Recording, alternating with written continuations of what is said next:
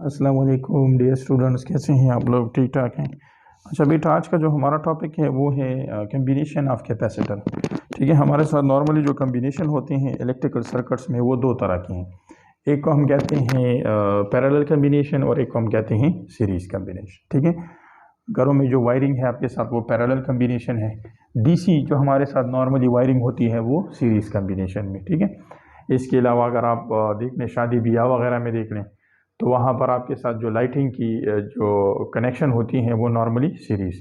Parallel और series में फ़र्क ये है कि पैरेलल कम्बिनेशन में अगर एक लाइट आपके साथ ख़राब हो जाए या एक कंपोनेंट काम करना छोड़ दे तो उसका इफ़ेक्ट दूसरे पर नहीं होता।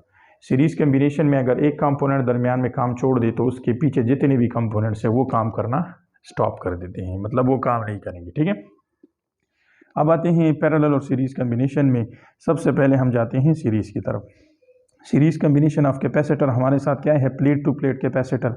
एक प्लेट का जो है या एक कैपेसिटर का पॉजिटिव प्लेट जो है दूसरे के नेगेटिव के साथ होगा, दूसरे का पॉजिटिव तीसरे के नेगेटिव के साथ होगा, और इस तरह एक ही वायर से हम 2 या 3 या 4 जो है कैपेसिटर को कनेक्ट कर लेते हैं with respect to the source, किसी भी पोटेंशियल डिफरेंस या सोर्स के साथ। ठीक है, ये इसका सर्किट डायग्राम है। Capacitor 1, capacitor 2 and 3।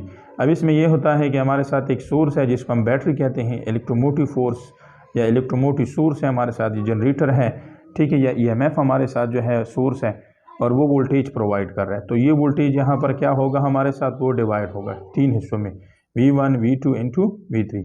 मतलब C1 को एक कैपेसिटर जो है जिसको हमने C1 का नाम दिया है उसको भी वोल्टेज इसी से मिलेगा, V2 को भी इसी से मिलेगा और V3 को भी इसी से ही मिलेगा। अपने जहन में ये रख लें कि सीरीज़ कम्बिनेशन में हमारे साथ करंट या चार्ज जो है वो सेम रहता है, लेकिन पोटेंशियल यहाँ पर क्या होता है वो वेरी करता है। अब इसके पीछे रीज़न क्या है? रीज़न ये है कि चूंकि हमारे साथ यहाँ पर एक ही वायर है, A एंड B हमने कनेक्ट किया है इन तीनों के साथ।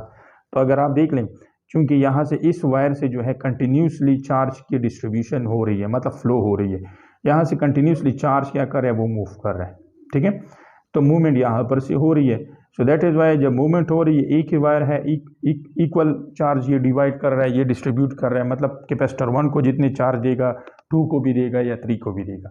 या हम इसका ये रीज़न दे सकते हैं कि हमें जिस तरह के हमें पता है कि कैपेसिटर जो है उसको जब हम चार्ज करते हैं तो उसके पीछे जब हम सोर्स लगाते हैं तो वो सोर्स जो है एज अ इलेक्ट्रिकल पंप काम करता है। पंप का मतलब ये है कि इधर से भी इलेक्ट्रॉन को निकालेगा, इधर से भी निकालेगा, इधर से भी निकालेगा। ठीक है, अब इधर से जो इलेक्ट्रॉन निकलेंगे वो आसानी से निकलेंगे। ठीक है, 2 इलेक्ट्रॉन निकल रहे हैं उसकी कम एनर्जी होगी। इधर से जो इलेक्ट्रॉन निकलेंगे उसकी एनर्जी जो है इससे थोड़ी ज़्यादा होगी। इधर से अगर इलेक्ट्रॉन निकल रहे हैं तो उसकी एनर्जी सबसे ज़्यादा होगी, मतलब कंजम्पशन ऑफ एनर्जी यहाँ पर सबसे ज़्यादा होगी। अब हमें पता है कि चार्ज हम किसे कहते हैं या करंट हम किसे कहते हैं? इलेक्ट्रॉनों की फ्लो को, या हम कह सकते हैं नंबर ऑफ इलेक्ट्रॉन। पोटेंशियल हम किसे कहते हैं? इलेक्ट्रॉन के साथ एनर्जी कितनी है।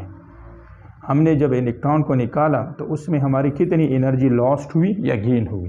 ठीक है, तो potential mean associated energy with charge, और करंट मीन हमारे साथ नंबर ऑफ चार्ज। मैंने यहाँ से 2 इलेक्ट्रॉन निकाले कम एनर्जी पर, यहाँ से 2 इलेक्ट्रॉन निकाले उससे ज़्यादा एनर्जी पर, यहाँ पर 2 इलेक्ट्रॉन निकाले उससे। अब देखिए इलेक्ट्रॉन मैं यहाँ पर इक्वली क्या कर रहा हूँ, इधर से इजेक्ट कर रहा हूँ, निकाल रहा हूँ, लेकिन उनकी एनर्जी जो है एक दूसरे से क्या है? वो अलग अलग है। So that is why energy अलग है, इट्स मीन दैट पोटेंशियल अलग होगा। चार्ज चूंकि सेम है, इलेक्ट्रॉनों की तादाद सेम है, it's mean that charge same होगा। तो हमारा ये पोटेंशियल जो है सोर्स का जो पोटेंशियल है बैटरी का वो इन तीनों पर डिवाइड होगा। इधर से भी इलेक्ट्रॉन निकालेगा, इधर से भी निकालेगा, इधर से भी निकालेगा। ठीक है, यहाँ से हो सकता है कम एनर्जी पर इलेक्ट्रॉन आ जाए, यहाँ से उससे ज़्यादा, यहाँ से उधर से ज़्यादा। तो टोटल अगर आप इसका सम निकालें एनर्जी का और चार्ज का, वो क्या होगा? वो कांस्टेंट होगा। सो टोटल सोर्स का जो वोल्टेज है वो 3 हिस्सों में V1 V2 V3। ठीक है, वी नो दैट हमारे साथ जो है कैपेसिटर में चार्ज किसके बराबर है? CV। So V is equal to Q/C। यहाँ पर इसकी वैल्यू पुट करें। अब चूंकि हमें पता है कि चार्ज इधर से सेम निकल रहे हैं, 2 यहाँ से भी 2 निकल रहे हैं, यहाँ से भी 2, यहाँ से भी 2, कैपेसिटर 1 से भी 2 चार्ज इजेक्ट हो रहे हैं, 2 से भी निकल रहे हैं इतने ही, 3 से भी इतने ही। तो हम इसको Q का नाम दे सकते हैं, क्योंकि इस कैपेसिटर्स की जो है कैपेसिटी हो सकता है इससे चेंज हो, सेम भी हो सकती है, अलग भी हो सकती है। सो दैट इज़ वाई हम इसको 1, 2 और 3 का नाम दे रहे हैं। ठीक है, अब यहाँ पर ये चार्ज कैंसल आउट, तो हमारे साथ इक्विवेलेंट मीन इस पूरे सर्किट का कैपेसिटेंस कितना होगा? तो वो हमारे साथ 1/C1 1/C2 इंटू 1/C3 के बराबर होगा। अब यहाँ पर अगर आप देख लें, फॉर एग्जांपल मेरे साथ कैपेसिटेंस 1 जो है वो 5 माइक्रोफेराड है, कैपेसिटेंस 2 जो है वो 10 माइक्रोफेराड है, कैपेसिटेंस 3 जो है मेरे साथ 15 माइक्रोफेराड है। तो इक्विवेलेंट कैपेसिटेंस जो है इस सबसे जो छोटा है उससे भी कम होगा।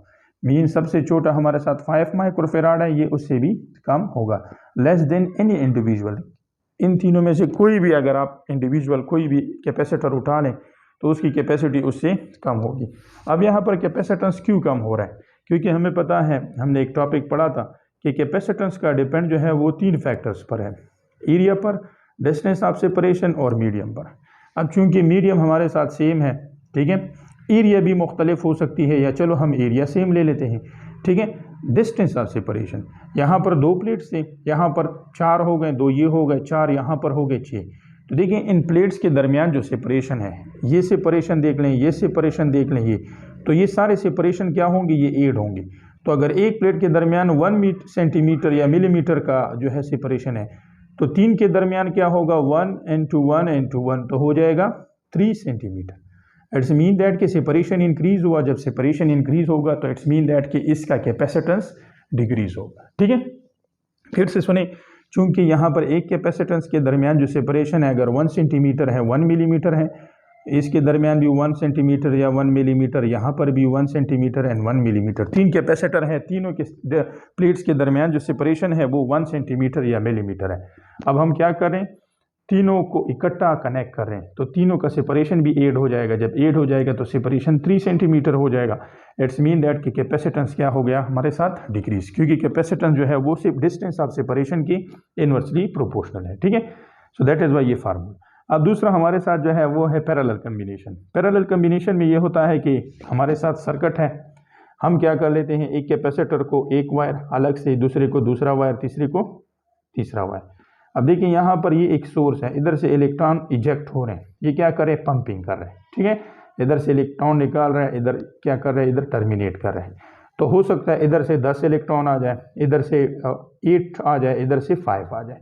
तो देखिए इलेक्ट्रॉन जो है, चूंकि ये करीब जो होगा उससे ज़्यादा इलेक्ट्रॉन निकालेगा, जो दूर होगा उधर से कम इलेक्ट्रॉन निकालेगा, ठीक है। इसी तरह अब अगर आप देख लें, यहाँ से ये वोल्टेज जो है ये इक्वली डिवाइड हो रहा है, इसको जितना मिलेगा इतना इसको भी मिलेगा, इतना इसको भी मिलेगा। इस पर हमारे साथ एक लॉ है जिसको किरचॉफ लॉ भी कहते हैं, KVL, ठीक है। मतलब इस जंक्शन, ये जंक्शन पॉइंट है हमारे साथ, इस जंक्शन पॉइंट से जो है करंट और वोल्टेज इसको सेम मिलेगा, इधर से इसको वोल्टेज सेम मिलेगा, बी को भी मिलेगा, इसको भी मिलेगा। लेकिन इस वोल्टेज की वजह से इधर से कितने इलेक्ट्रॉन आ रहे हैं वो पता नहीं, हो सकता है पहले से कम आ जाए या ज़्यादा आ जाए, दूसरे से दूसरे कैपेसिटर से उससे कम आ जाए, तीसरे से उससे कम आ जाए। तो इट्स मीन दैट कि यहाँ पर हमारे साथ जो वोल्टेज होगा, जिसको हमने V1, V2, V3 का नाम दिया है, वो सेम होगा, लेकिन चार्ज जो है वो डिवाइड होगा, पूरे बैटरी का जो चार्ज है वो डिवाइड। और इसी वजह से हम कहते हैं कि पैरेलल कम्बिनेशन में पोटेंशियल जो है वो सेम और चार्ज और करंट डिफरेंट। तो अगेन आप चार्ज को डिवाइड करें 3 हिस्सों में, और हमें पता है Q = CV।